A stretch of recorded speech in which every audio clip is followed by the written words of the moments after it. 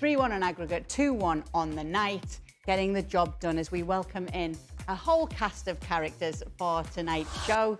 We have Jurgen Klinsmann, we've got Stewart, Robson and Frank Leboeuf is with us as well. Jurgen, let me go to you first on big picture here. PSG through to a second Champions League final in their history.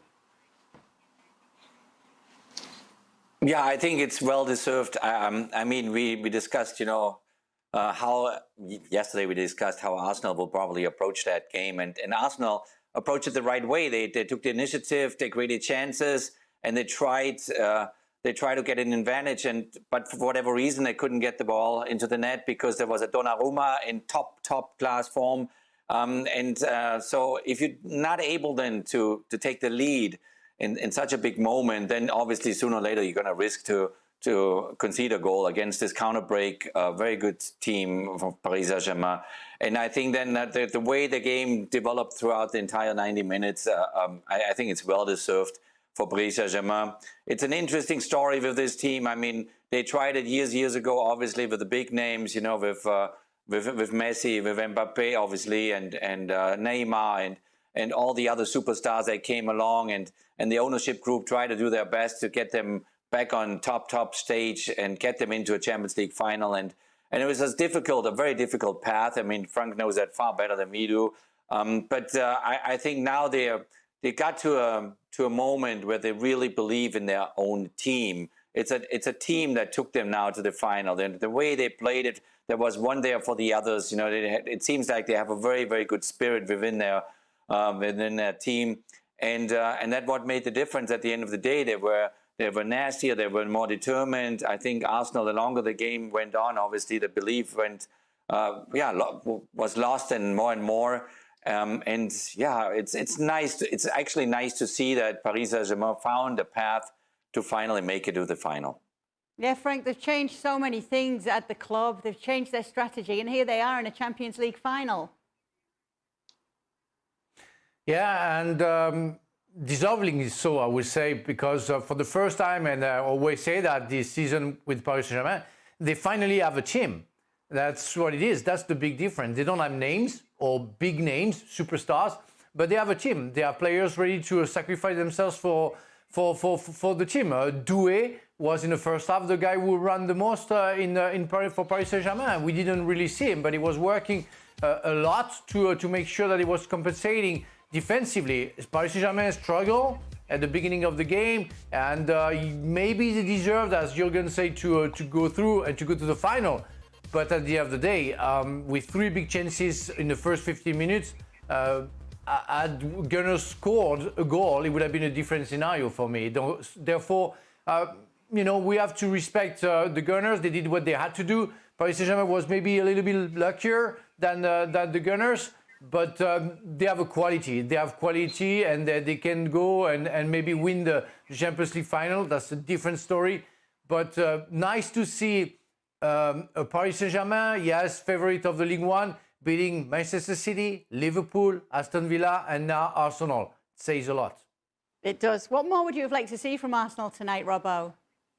Well, I think they did most things right in the first 20, 25 minutes. The things they didn't do at home, it was a totally different game. At home, when they allowed PSG to dominate possession and pass around them in midfield, dropped off at times and allowed PSG easy possession. They didn't do that today. They played at a high tempo. They pressed the ball. They still rely on corners and throw-ins, but they made it difficult for PSG in those opening minutes. The difficult thing they had is they were the side that at the back a couple of times gave sloppy balls away, and it was PSG that were counter-attacking. A totally different game to what we saw at the Emirates last week. And it showed that Arsenal, if they'd have started the game last week with high intensity, stopped PSG dominating the game, I think it could have been a different outcome. But overall, PSG were the better side probably in both games. What stood out, Ale? Well, many things, but when you consider Arsenal and you evaluate who Arsenal were coming into the season, and we were analyzing and projecting what is it that they were going to do well and what are some of the areas that they needed help in, the big question was, way back then, I'm talking way back when, who's going to score the goals? You spin it forward, middle of the season, the big question is, who's going to score the goals? Spin it forward, towards the end of the season, the big question is, who's going to score the goals? We still don't have an answer on that. And what's obvious to see is that they may create opportunities, but the opportunities are falling to players that they may score the goal, they may not, but there is no certainty. So whether that's Martinelli, Mikel Merino, Odegaard, Bukayo Saka, these are not natural goal scorers. Arsenal haven't addressed that. They haven't. They thought Kai Havertz was the answer. 9? He's not the answer either, hasn't been, and while he's been injured, then apparently Mikel Merino all of a sudden became a center forward. And if you have seen Mikel Merino play in the past, you know that he's a very serviceable, clean midfielder that can do a job up top, but it's not a striker. Why is all of this important? Because then, since you don't have strikers, you have to manufacture, or goal scorers anyway, you have to manufacture ways to score those goals. And Robo just alluded to it there.